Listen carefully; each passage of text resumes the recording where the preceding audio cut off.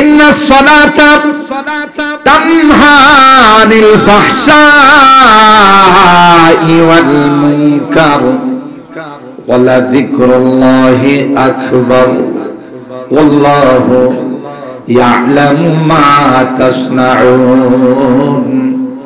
আল্লাহ ডাক দেয়া কয় নামাজ এমন একটি ইবাদত, যে ইবাদত যদি কায়েম হয়ে যায়, রাষ্ট্রীয়ভাবে আইন করে যদি নামাজ কায়েম করা হয়, যদি কোনো নাগরিক নামাজ না পড়ে তাকে যদি পানিশমেন্ট দেওয়া হয়, নামাজের টাইমে মার্কেটগুলো যদি বন্ধ রাখা হয়, অফিসগুলো যদি বন্ধ রাখা হয়, আল্লাহর কসম করে বলতে পারবো এই রাষ্ট্রের মধ্যে কোনো চুরি ডাকাতি বেহায়াপনা অশ্লীলতা থাকবে না। কুরআনুল কারীমের সূরা আল মুমিনুনের একখানা আয়াত আমি তিলাওয়াত করেছি। উক্ত আয়াতে কারিমায় আল্লাহ রাব্বুল আলামিন পৃথিবীর সকল নবীদেরকে লক্ষ্য করে জানান দিয়েছেন, আসলে উদ্দেশ্য নবীরা নয়, কিয়ামত পর্যন্ত যত উম্মত আসবেন তাদেরকে লক্ষ্য করি আল্লাহ তাআলা এই আয়াতে কারিমায় ইরশাদ করেছেন, হে নবী রাসূলগণ, কুলু মিনাত তাইয়্যিবাত ওয়া আমালু সালিহা, তোমরা হালাল খানা গ্রহণ করো, ওয়া আমালু সালিহা, এবং নেক আমল করো, ইন্নী বিমা তা'মালুনা আলীম, তোমাদের আমল সম্পর্কে আমি আল্লাহ অবগত আছি। এখানে মুফাসসিরিনে কেরাম লিখেন যে আয়াতের প্রথমাংশ এবং দ্বিতীয়াংশ এর মধ্যে কি সম্পর্ক? মানুষ যদি হালাল খাদ্য গ্রহণ না করে, তার পেটে যদি হারাম খাদ্য চলে যায়, ইবাদতের মজা পায় না। মসজিদে গেলে যত দ্রুত নামাজ শেষ করা যায় তার তাকিদ দিতে থাকে। কোনো কারণে ইমাম সাহেবের তিলাওয়াত যদি একটু লম্বা হয়ে যায়, দেখবেন অনেক মুসল্লিরা ইমাম সাহেবকে টিপ্পনি মারে, বলে হুজুর পিছনে যে কিছু মুসল্লি আছে আপনার কি জানা আছে? তো মুসল্লি যারা কেউ ইমামতি করতেছে, কথা কয় না। তার মানে হলো কোরআন তিলাওয়াত নামাজে একটু সময় বেশি, এটা বরদাস্ত হয় না। কারণ কি? ভিতরে হালাল খাদ্য নাই, হারাম খাদ্য ঢুকছে। এরকমের লোক তো আপনাদের এই সিলভার এলাকার নাই। টাকা পয়সা কিছু হলে সুদি কারবার শুরু করে, ঠিক না? সুদি লগ্নি লাগায়,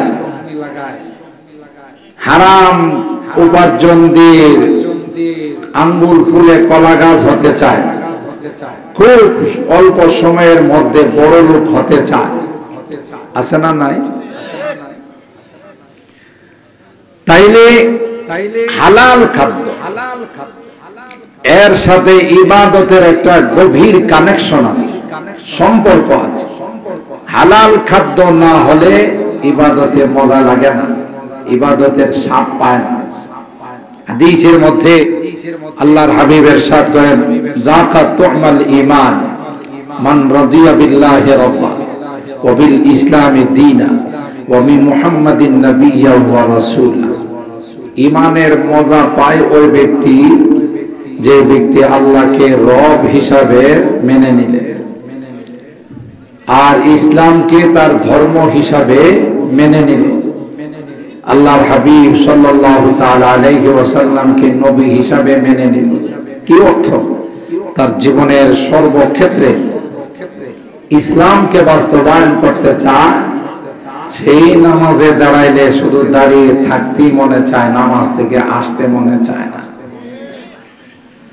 আর যারা হারাম খাইতে খাইতে অন্তরের মধ্যে গুনার মরিচা পড়ে গেছে, গুনার দাগ বসে গেছে, ওদের নামাজ, রোজা, হজ, যাকাত, কোরআন তাফসীর মাহফিল আরো যত দিনের কাজ আছে এগুলো ভালো লাগে না, কিভাবে এগুলো বন্ধ করবে এই ষড়যন্ত্রে লিপ্ত থাকে, আছে না? আপনাদের এলাকাতে কালকে দেখবেন কিছু বুদ্ধিজীব আছে, বুদ্ধিজীব মানে এরা বুদ্ধি জানোয়ার, কথা কম ঠিক কিনা? এরা বুদ্ধি জানোয়ার। এরা সকালে ওইটা বলা বলি করবে, লেখালেখি করবে যে শব্দ দূষণের জন্য গতকাল ঘুমাইতে পারি না।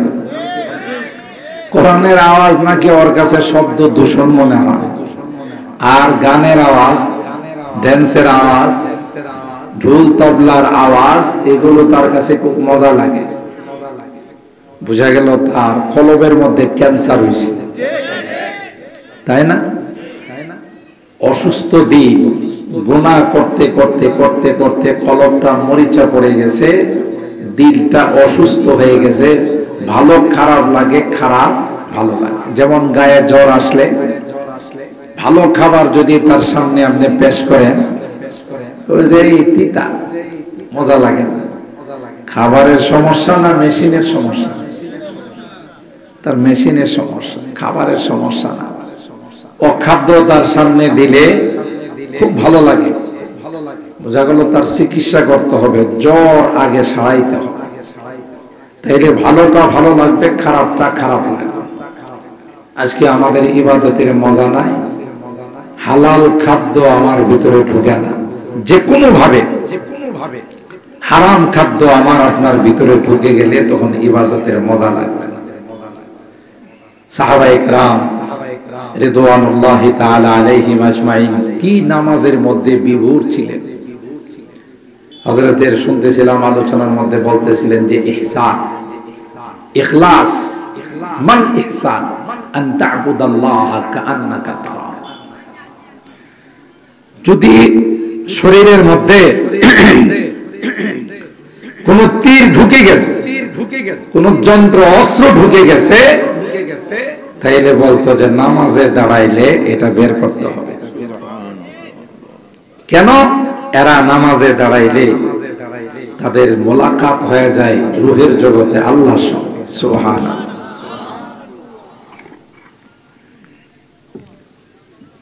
এত মজা পাইতো নামাজের মধ্যে, যে তীর ঢুকছে এটা এখন বের করো না। উনি যখন নামাজে দাঁড়াবে তখন টান দিয়ে বের করলে উনি টের পাবেন। এত মজা পাইতেন নামাজে দাঁড়াইলে। তাদের দিল ছিল পরিষ্কার, কলব ছিল পরিষ্কার। আজকে আমরা মজা পাই না কেন? আমাদের সেই কলব হয় না, আমাদের দিল সেইভাবে পরিষ্কার নয়। আমাদের খাদ্য, আমাদের খাদ্যগুলো হালাল নয়, হারাম খাদ্য। খুব কম মানুষই আছে যাদের তালাশ করলে দেখা যাবে। এই যে মনে করেন আপনারা, আমরা গ্রামগঞ্জের মানুষ যারা, দেখবেন সকালবেলা চক বাজারে দুধ নিয়ে যায় না, এরকম সকালবেলার বাজারে দুধরা যে তিনি গাভীর থেকে দোহন করলে বালতির নিচে কিছু পানি রাখে, আছে না এরকম? এক গ্লাস পানি, মনে করেন এক পোয়া পানি তিনি বালতির নিচে রাখলো। এটার মধ্যে যখন দুধরা মিলাইল বাজারে নিয়ে যখন বিক্রি করে, তখন কি কাস্টমারকে বলে ভাই এখানে কিন্তু কিছু পানি মিক্স আছে? দুধরা যে দামে বিক্রি হয় পানিটাও সেই দামে বিক্রি হয়। হালাল হলো না হারাম হলো? কোন দিক দিয়ে যে আমাদের হারাম ঢুকে যা আমরা টেরও পাই না, যার কারণে ইবাদতের কোনো মজা আমাদের গায়ে লাগে না, আমাদের কলবের মধ্যে মজা পাই না। আর এটা হয় কেন? দুনিয়া আর দুনিয়া, দুনিয়া দুনিয়া, আমি কিভাবে বড় লোক হব। অথচ আল্লাহ বলেন লা ইয়াগুররান্নাকা তাকাল্লুবুল লাযীনা কাফারু ফিল বিলাদ মাতাউন কালীল সুম্মা মাওয়াহুম জাহান্নাম ওয়া বি'সাল মিহাদ। এ পয়গম্বর, দুনিয়ার চাকচিক্য, দুনিয়ার টাকা পয়সা, দুনিয়ার সাজগোজ যেন আপনাকে কোনো ধোঁকা না দেয়। ও ভাই, পয়গম্বরকে বলে পয়গম্বর উদ্দেশ্য নয়, গোটা বিশ্বের সমস্ত উম্মতকে আল্লাহ জানাই দিয়েছেন। জোরে বলুন ঠিক কিনা? লা ইয়াগুররান্নাকা তাকাল্লুবুল লাযীনা কাফারু ফিল বিলাদ মাতাউন কালীল সুম্মা মাওয়াহুম জাহান্নাম। আল্লাহ বলেন, আমার হাবিব, যারা অত্যাধুনিক যান্ত্রিক বানাইয়া, অত্যাধুনিক মেশিন দিয়ে, অত্যাধুনিক যান্ত্রিক জিনিস দিয়ে তারা মহাকাশ যান বানায়, চাঁদের দেশে যায়। এখন বাংলাদেশে একটু পরে আমেরিকা, কুয়েত, কাতার, আবার কালকে সকালে চলে আসে। বাবা এত চড়ায় উতরায়, কন্যা গোনা আপনি ধোঁকা খায়েন না, কারণ দুনিয়ার কোনো মূল্য আমার কাছে না। দুনিয়ার যদি মূল্য থাকতো তাইলে একটা কাফেরকে এক ঢুক পানি পান করাইতাম না। ঠিক কিনা বলেন? आइशो इशरत के लिए इंसान नहीं, याद रख तू बंदा है मेहमान नहीं। তুমি শ্বশুর বাড়ির জামাই নও যে আরামে ঘুমাইলা, খানার সময় তোমার সামনে খানা চলে আসলো, না না। আল্লাহ ডাক দেয়া কই, তোমাকে দুনিয়ার জমিনে পাঠাইছি রে পরকালটা সাজানোর জন্য। জোরে বলুন ঠিক কিনা? जगह जी लगाने की दुनिया नहीं है, जगह जी लगाने की दुनिया नहीं है, ये इबादत की जा है तमाशा नहीं है। খেল তামাশার জন্য আল্লাহ দুনিয়াতে পাঠান নাই। আল্লাহ বলেন, ও হাবিব, যারা দুনিয়াতে তামাশা করে, আমোদ ফুর্তি করে, মদের আসরে যায়, নারীবাজি করে, এদের সাথে ঈমানদারদের কোনো তুলনা নাই। এরা তো দুনিয়াটা তাদের জন্য জান্নাতুল কাফির। ওমা লাহুম ফিল আখিরাতি মিন খালাক, পরকালে তাদের কোনো অংশ নেই। মৃত্যুর সাথে সাথে তাদের শাস্তি শুরু হয়ে যাবে। সুখ বলতে তাদের কপালে কিচ্ছুই নেই। এজন্য লা ইয়াগুররান্নাকা তাকাল্লুবুল লাযীনা কাফারু ফিল বিলাদ। যারা চড়ায় উতরায়, এখান থেকে ওখানে যায়, এটা বানায়, ওইটা বানায়, আরাম আয়েশের যত জিনিস আছে সব বানায়। এটার দৃষ্টান্ত হলো, এখন তো আধুনিক যুগ হয়ে গেছে, টয়লেট গুলো সবার বাড়ির ভিতরে চলে আসে। একসময় কিন্তু টয়লেট গুলো ছিল বাইরে, খোলা টাঙ্কিতে ছিল না, সাদা সাদা পোকা হতো। দেখছেন না আপনারা?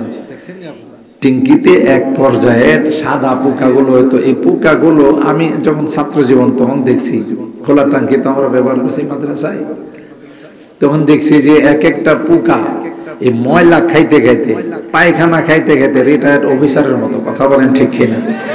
স্বাস্থ্য টাস্থ্য কি কথা কয় না?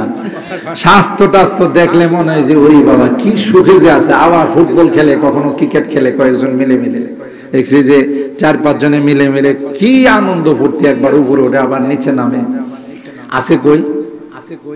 বাথরুমের ট্যাঙ্কিতে। কথা কয় না? আরে বুঝতেছেন না আমার কথা? আছে হলো বাথরুমের ট্যাঙ্কিতে, কি পায়খানা। আর কি আমোদ ফুর্তি, একবারে উপরে উঠে আবার নিচে যায়, খেলাধুলা করে। মানে এদের মতো এরকম শান্তি আর বোধ পৃথিবীর কাহারও। মালিক কি কয়, যখন ট্যাঙ্কিটা ফুল হয়ে যাব, এরপর আমি ব্লিচিং মারবো, পাউডার মারবো, মারার পরে তোরা যাবে শেষ হইয়া, এরপরে এই ময়লাগুলো সহ তোদেরকে সৌজমিনে ফেলাই দিব, ওখানে এগুলো উর্বরতার কাজ করবে, অস্তিত্ব থাকবে না। এখন যে কয়দিন আছে তামাশা করে নেই। কথা বলেন ঠিক তদ্রুপ, ঠিক তদ্রুপ দুনিয়াদার যারা পরকাল চিন্তা করে না, হোক সে মুসলমান হোক সে অমুসলিম। মুসলমানের মধ্যে দেখবেন কিছু মুসলমান আছে নামে মুসলমান, কাজে মুসলমান না। নামাজ নাই, রোজা নাই, আল্লাহ নাই, বিল্লাহ নাই, কোনো কিছু নাই। কিন্তু যে দিকে হাত দেয় সেদিকে শুধু উন্নতি আর উন্নতি। ব্যবসা বাণিজ্যে উন্নতি, জমি জামাতে উন্নতি, চাকরি নকরিতে উন্নতি। আরে হ্যাঁ কি কই জানেন? আমি ভালো, নামাজ পড়ি না, রোজা রাখি না, আমি যেদিকে হাত দিই সেদিকে শুধু উন্নতি আর উন্নতি। কোরআনে আল্লাহ বলেন না, হুকুম আহকাম ব্যতীত, আল্লাহর ইবাদত বন্দেগী ব্যতীত, পয়গম্বরের তরিকা ব্যতীত যদি কোনো উন্নতি দেখা যায়, এটা উন্নতি নয়, চরম অবনতি। এটা চরম অবনতি। কেন? একটা সময় তাকে আল্লাহ এমন ভাবে ধরবেন, তাওবা পর্যন্ত তার নসিব হবে না। فَلَمَّا نَسُوا مَا ذُكِّرُوا بِهِ فَتَحْنَا عَلَيْهِمْ أَبْوَابَ كُلِّ شَيْءٍ حَتَّى إِذَا فَرِحُوا بِمَا أُوتُوا أَخَذْنَاهُمْ بَغْتَةً فَإِذَا هُمْ مُبْلِسُونَ। আল্লাহ বলেন, যখন উন্নতির সমস্ত দুয়ারগুলো খুলে যায়, সব দিক থেকে যখন উন্নতি হওয়া লাগে, নামাজ পড়ে না, রোজা রাখে না, আল্লাহর হুকুম আহকামগুলো মানে না, হাত্তা ইযা ফারিহু বিমা উতু আখাযনাহুম বাগতাতান, হঠাৎ করে আমি আল্লাহ তাকে টান দিই।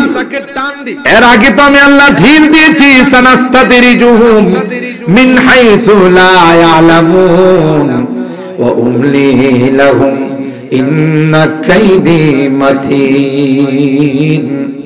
আল্লাহ বলেন ঢিল দিই, যেমন ফেরাউনকে দিয়েছি, হামানকে দিয়েছি, কারুনকে দিয়েছি, নমরুদকে দিয়েছি, কিন্তু একজনও সাড়া পায় নাই। কথা বলেন ঠিক কিনা? এ মুসলমান ইমানদার, আমাদের জন্য আল্লাহ পাক দুনিয়াটা আরাম আয়েশের জন্য বানায় নাই, দুনিয়াটা তামাশার জন্য বানায় নাই, বরং আল্লাহ দুনিয়াতে আমাদের বলেন কিছুদিন মুজাহাদা করো, কষ্ট করো, ওই একটু কম খাইবা, হালাল খাও। কথা কয় না এ ভাই, দুনিয়া টাকার মধ্যে শান্তি নাই, ঠিক কিনা বলেন? মাদ্রাসায় পড়ায়, মসজিদে ইমামতি করে, মসজিদের খাদেমগিরি করে, মুয়াজ্জিনগিরি করে, 10,000 5,000 টাকা বেতন পায়, শাক শুটকি দিয়ে পরিবার পরিজন নিয়ে বড় আরামে খায়। আর সাহেবে অফিসে চাকরি করে, তার ম্যাডাম অফিসে চাকরি করে, দুইজনে 1 লাখ করে 2 লাখ টাকা বেতন পায়, কিন্তু ঘরে তালাশ করলে একটু শান্তি পাওয়া যায় না। কথা বলেন ঠিক কিনা? বুঝা গেল টাকার মধ্যে শান্তি নাই, অর্থ সম্পদের মধ্যে শান্তি নাই, শান্তি হলো আল্লাহর হুকুম আহকাম মানার মধ্যে। জোরে বলুন ঠিক কিনা? তাবলীগের জামাত বিদেশ থেকে আসছে, কারগুজারি শোনাইতেছে যে ওখানে কি কি ইমানের দাওয়াত দিছে। আমি সকাল বেলা যখন ফাজাইলে আমাল পড়তেছিলাম, দেখবেন কিছু দাওয়াতের সাথীরা আছে, সকালবেলা যখন ফাজাইলে আমাল পড়ে তালিম করে, তখন 2 জন বৈশা বৈশা ঘুমায়, মাথা নাড়াচাড়া করে, একটু ঝুঁকে ঝুলে থাকে। খ্রিস্টান অনেক বড় শিল্পপতি, বাসা থেকে জানালা দেয়া দেখে মসজিদের মধ্যে একজনে কি যেন পড়ে, আর বাকি বেশ কিছু মানুষ ঘুমাইতেছে। বিছানা নাই, বালিশ নাই, কোনো এসির ব্যবস্থা নাই। জোরে বলুন ঠিক কিনা?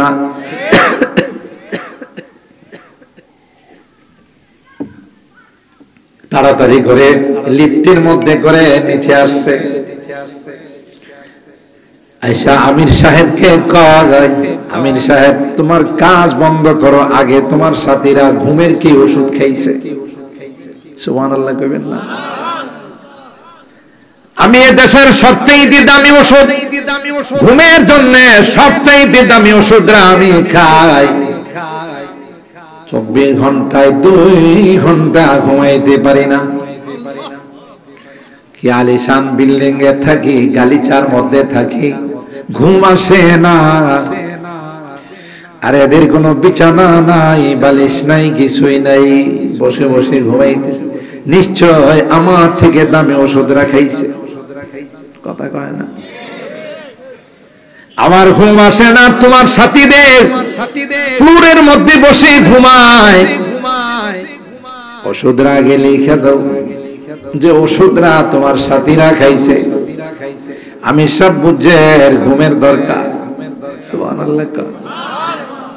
কো ভাই আপনি পাক পবিত্র হইয়া আসেন, ভালো জামাটা পরে আসেন, ওষুধ লিখতে হবে না, ওষুধ নিয়েই তো আমরা আসছি। সুবহানাল্লাহ। দাওয়াতের লাইনে যারা বের হয় এ ভাইরা মুসাফির হয়ে যায়, এদের সব কিছু আল্লাহর কাছে কবুল হয়ে যায়, তাদের ঘুমটাও দাওয়াতের কাজে শামিল হয়ে যায়। ঠিক না বেটি? আমি সব কাজ তুমি পাক পবিত্র হইয়া আসো, ওই ঘুমের ট্যাবলেট সাথে নিয়ে আসছি, লিখে দিতে হবে না, তোমাকে ট্যাবলেট খাওয়াই দিতে দেরি হবে, ঘুম আসতে দেরি হবে না।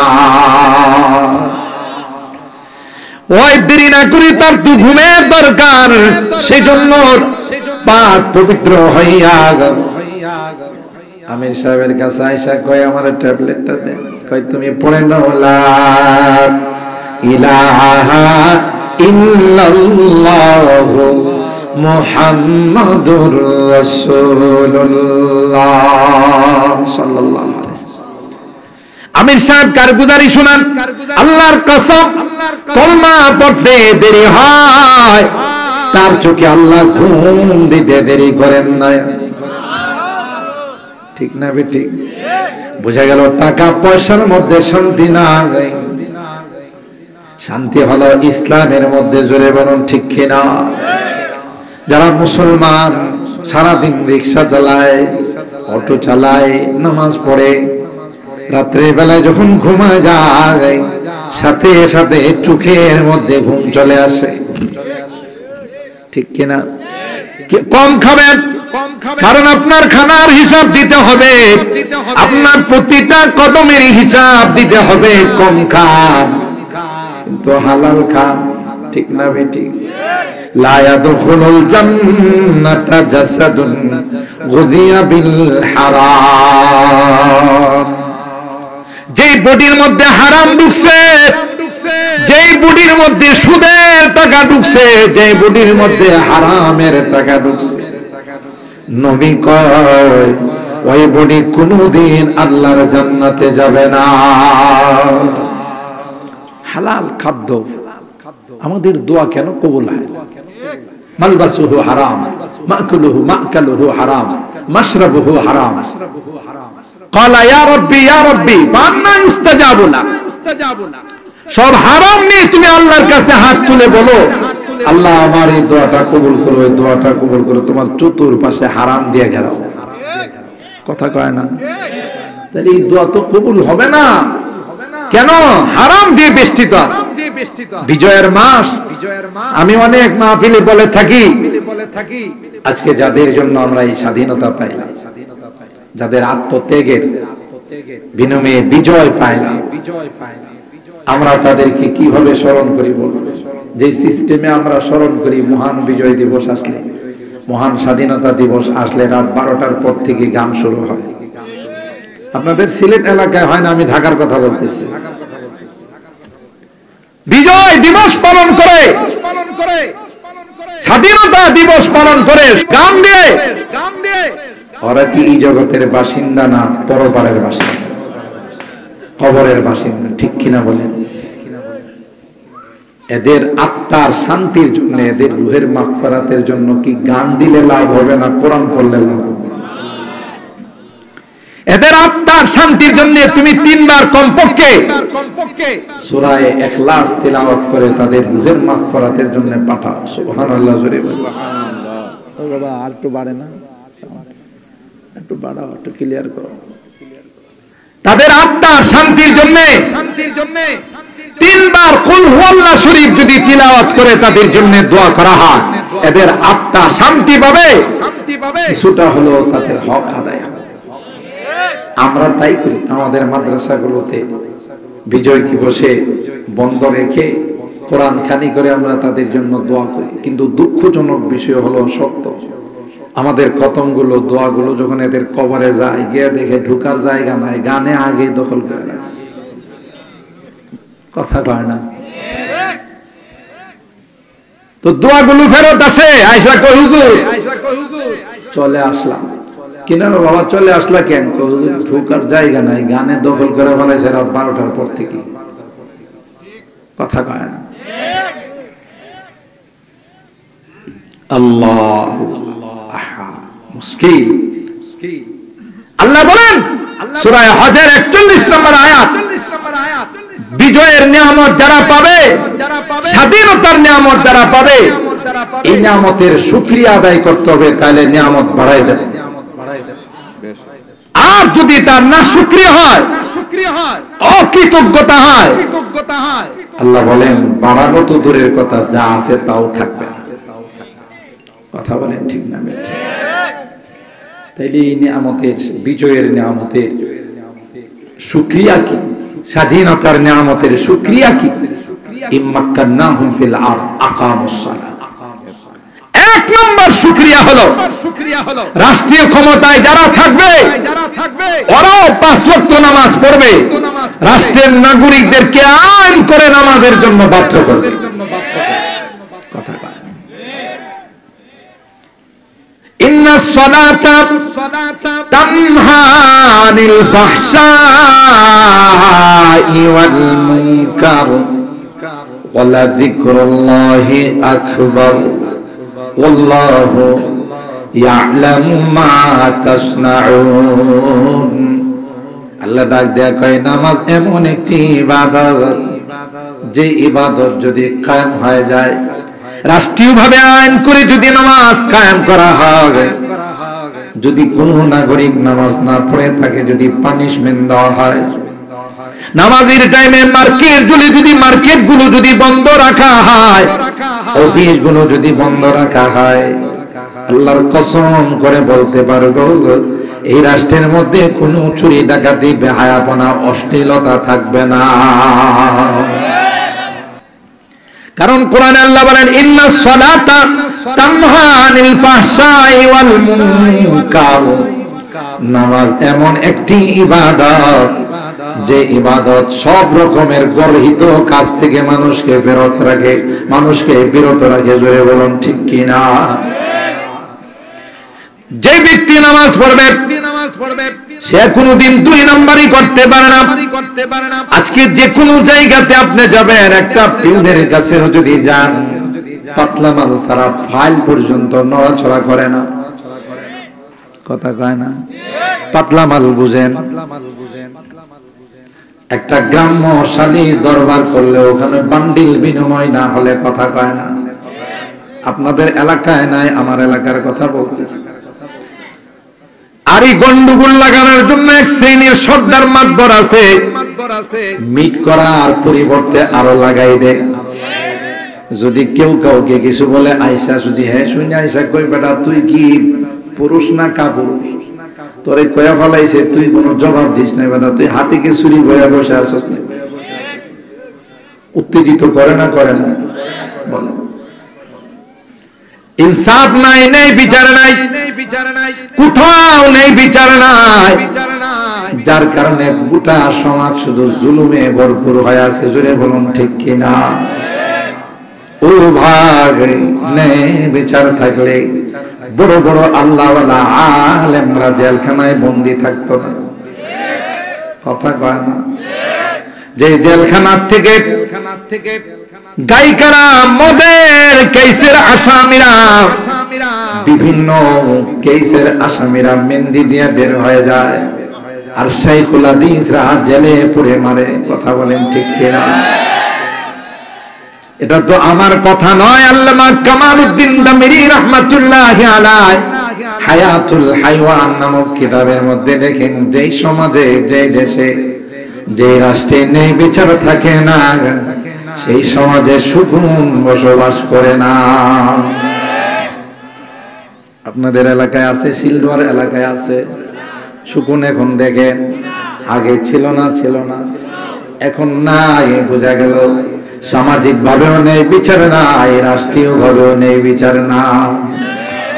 এটা আমার কথা নয়, এটা আল্লাহর ওলিদের কথা। আমার ভাইরা, আমি নিজে সাক্ষী, এক নেতার জুতার টানতো, পয়সা বলতে কিছুই ছিল না। আমি একদিন আমার গাড়ি নিয়ে দোকানের মধ্যে বসা, মোবিল পাল্টাবো, হঠাৎ করে দেখি একটা দামি গাড়ির থেকে একজন নামছে। নামার পরে আমি তো চিনা পালাইছি, আমারে চিনে নাই, কারণ আমার রুমে যে নেতা ঢুকতো, নেতা ছিলেন মসজিদের সেক্রেটারি, নেতা আর জুতা নিয়ে নিয়ে ভিতরে ঢুকতো। এত সুন্দর গাড়ি, যে গাড়িটার দাম 40 লাখ টাকা। দোকানের মালিককে আমি বললাম, গাড়ি নিচে ঘরে পয়সা, গাড়ি নিচে বেশ কয়েকদিন। হাই রে, কিছুদিন আগে জুতা টানতো, এখন এত বড় লোক হয়ে গেছে, এটা কি হালালে হইছে না হারামে? কথা কয় না। দুনিয়ার বড় লোক হওয়ার জন্য, দুনিয়ার শিল্পপতি হওয়ার জন্য তুমি হারাম খাইছো। নবী কয়, যেই বডির মধ্যে হারাম ঢুকছে, এই বডি কোনদিন আল্লাহর জান্নাতে যাবে না। ঠিক কিনা বলেন? হাদিসে পাকের মধ্যে আল্লাহর হাবিব বলেন, মান আকালা তাইয়িবান ওয়া আমিলা বিসুন্নাতিন, যে ব্যক্তি পবিত্র খাবার গ্রহণ করবে, সুন্নাত মোতাবেক আমল করবে, সুবহানাল্লাহ বলেন, হালাল খাবার গ্রহণ করবে, সুন্নাত মোতাবেক আমল করবে, ওয়া আমিনান নাসু বাওয়াইকাহু, তার প্রতিবেশী মানুষজন তার জুলুম থেকে, অন্যায় থেকে, অত্যাচার থেকে নিরাপদ। নবী কয়, তিনটা কাজ যে করতে পারবে, আমি পয়গম্বর বললাম, দাখালাল জান্নাহ। সুবহানাল্লাহ। জান্নাতের টিকিট আমি পয়গম্বর দিয়ে গেলাম। এই তিনটি কাজ যারা করবে, তাদের জন্য জান্নাতের টিকিট। এই জন্য আল্লাহ আমাদের ডাক দিয়ে বলেন, এটা কিন্তু তোমাদের স্থায়ী বসবাস নয়। তোমাদের বাবা আদম ছিলেন জান্নাতে, মা হাওয়াও জান্নাতে ছিল, তোমরা জান্নাতের বাসিন্দা। সুবহানাল্লাহ বলি, ঠিক কিনা বলেন? ওয়ালাকুম ফিল আরদি মুস্তাকার। আদম আর হাওয়ার যখন গাছের ফল খেয়ে ফেললো, দুইজনে 350 বছর আল্লাহর কাছে কান্না করছে। কত আল্লাহ পাক তখন কুদরতি হাত মাথায় বোলাইয়া কয়, ওয়ালাকুম ফিল আরদি মুস্তাকার। এ আদম কান্দিস না, হাওয়া কান্দিস না। দুনিয়াতে তো চিরস্থায়ী থাকার জন্য পাঠাই নাই, মুস্তাকার, সামান্য কিছুদিন বসবাস করবে। ওয়া মাতাউন ইলা হিন, কিছুদিন ওখানে তোমরা উপকৃত হবে। নতুন বিয়ে হলে মেয়েটা যেমন বাবার বাড়ি ছেড়ে গেলে কান্না করে, এতদিন মার কোলে ছিল, বাবার কোলে ছিল, সবার আদরে ছিল। কথা বলেন ঠিক কিনা? হঠাৎ করে স্বামীর বাড়িতে যাচ্ছে, হঠাৎ করে শ্বশুর বাড়িতে যাচ্ছে, অনেক কিছু চিন্তা ভাবনা করে চোখ দিয়া জার জার করে পানি বের হয়। হায় হায়, কেমন যেন হয় শ্বশুর, কেমন যেন হয় শাশুড়ি, কেমন যেন হয় শ্বশুর বাড়ির মানুষগুলো। তার এই কান্না থামানোর জন্য মা বাবা মাথায় হাত বোলাইয়া বলে, মা কান্দিস না, যা যা, তুই এক রাস্তা দিয়ে যাবে, কালকে আবার আরেক রাস্তা দিয়ে নিয়ে আসবো। কথা কয় না? এক রাস্তা দিয়ে তুই আজকে যাবি, কালকে তোমাকে নিয়ে আসবো, কান্দো না। ঠিক আল্লাহ আদম আর হাওয়াকে বলে, কান্দো কেন? চিরস্থায়ী জীবনের জন্য তোমাকে দুনিয়াতে পাঠায় না আমি আল্লাহ। তো তোমাদেরকে এতদিন জান্নাতের ভাড়াতে হিসাবে রাখলাম, এখন তোমাদেরকে আমি আল্লাহ দুনিয়াতে পাঠাইলাম। এত সুন্দর জান্নাত, এত বিশাল জান্নাত শুধু তোমাদের দুইজনের জন্যই বানাই না, তোমাদের সন্তানদেরকে নিয়ে এতদিন ছিলে ভাড়াটিয়া, এখন জান্নাতের মালিক হইয়া তোমরা জান্নাতে আসবা। এই দুনিয়ার জিন্দেগিতে রেজিস্ট্রেশন করতে হবে, ওখানে রেজিস্ট্রি অফিস নাই। যারা এই দুনিয়াতে জান্নাতের রেজিস্ট্রেশন করতে পারছে, জান্নাতের মালিকানা নিতে পারছে, ওরা সফল কাম। আর যারা এই দুনিয়ার মোহ পড়ে, দুনিয়ার চাকচিক্যে পড়ে, দুনিয়ার ধোঁকায় পড়ে জীবনটাকে বরবাদ করছে, এরা চিরকালের জন্য ক্ষতিগ্রস্ত। কথা বলেন ঠিক কিনা? দুনিয়ার মতো এত বড় একটা ধোঁকাবাজ আর কিছুই নেই। আমার মতো আপনার মতো কত মানুষকে দুনিয়া, কত লোক দেখাইছে, সময় মতো দুনিয়ার লাথি মাইরা বিদায় করে দিয়েছে। কথা বলেন ঠিক না? মুহতারাম হাজিরিন, এই জন্যে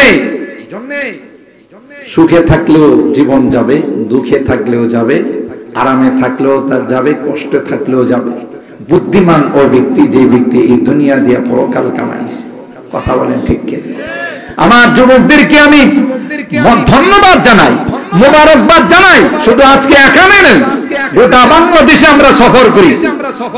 যত বড় বড় ইসলামী মহাসম্মেলন, আলহামদুলিল্লাহ যুবকরাই সম্মেলনগুলো করে। সুবহানাল্লাহ বলেন। একটা সময় কিন্তু যুবকরা বাউলা গান, কলের গান, গানের আসর, কথা বলেন ঠিক কিনা, এগুলোর ব্যবস্থা করত। কিন্তু আমার এই যুবকরা এখন কয় না, এগুলো করলে জাহান্নামে যাইতে। এই যুবকদের মাহফিলের কারণে একটা মানুষ যদি তার জীবনের মধ্যে চেঞ্জিং চলে আসে, পরিবর্তন চলে আসে, নামাজি হয়ে যায়, তাইলে তাদের এই মাহফিল সার্থক। কথা বলেন ঠিক না বেটা? আমি তো বলি যে সকল যুবকরা এই সুন্দর সুন্দর আয়োজন করে, আল্লাহ পাক তাদের এই আয়োজনের কারণে, তাদের এই মাহফিলের কারণে আসহাবে কাহফের যুবকদের সঙ্গে জান্নাতের ফয়সালা করেন ইনশাআল্লাহ। বলেন ইনশাআল্লাহ। কিন্তু শর্ত হলো শুধু মাহফিল করায় বসে থাকলেই চলবে না। মাহফিলের পর যেমন মাহফিল করতেছি মানুষকে দিনের দাওয়াত দেওয়ার জন্য, মাহফিলের পর আমাকেও নামাজি হতে হবে, ঠিক কিনা বলে? তাইলে আমার এই মাহফিল আমার জন্য সার্থক হবে। তো মুহতারাম হাজিরিন, আল্লাহ পাক আমাদেরকে ক্ষণস্থায়ী জিন্দেগিতে পাঠাইছেন। আমরা একসময় রূহের জগতে ছিলাম, সেই রূহের জগৎ থেকে আমরা আসছি মার পেটের জগৎ, ওখান থেকে বর্তমানে 3 নাম্বার জগৎ দুনিয়াতে আছে। এর পরের জগতের নাম কি বলেন? বলেন বরজাখ, কবরের জগৎ। এখানে যেই রকম হবে ওখানে সেরকম হবে। দেখতে দেখা গেলেও যে মাটির দিয়ে শোয়াই দিছে, কিন্তু হাদিসে বলে, কোরআনে বলে, যারা দুনিয়ার জিন্দেগিটা সুন্দর করে সাজাইছে এদেরকে দেখতে দেখা গেলেও মাটিতে আল্লাহ জান্নাতি গালিচা বিছাই দিবে। গায়ে কোনো কাপড় না থাকলেও আল্লাহ জান্নাতি কাপড় পরাই দিবে। সুবহানাল্লাহ। তো ইনশাআল্লাহ আমরা আমাদের এই দুনিয়ার জিন্দেগিটা বানানোর চেষ্টা করি, ঠিক না বে ঠিক? আমি আপনাদের সময় কম দিলাম, মন খারাপ করবেন না। বিশেষ করে আমার এই কলেজার টুকরা যুবকদেরকে বলবো, যেহেতু অনেক দূরের থেকে আমি আসছি, এই জন্য অল্প সময় কিছু কথা আপনাদের খেদমতে হারস করলাম। আবার নেক্সটে কখন আল্লাহ তাআলা তৌফিক দিলে লম্বা আলোচনা করব ইনশাআল্লাহ। আল্লাহ তাআলা আমাদেরকে শেষ পর্যন্ত বসে যত আলোচনা হবে উলামায়ে কেরামদের, তাদের আলোচনা শুনে আখিরি মুনাজাত করে যাওয়ার তৌফিক দান করুন। বলুন আমিন। ওয়া আখিরু দাওয়ানা আলহামদুলিল্লাহি রাব্বিল আলামিন। আসসালামু আলাইকুম ওয়া রাহমাতুল্লাহি ওয়া বারাকাতুহু।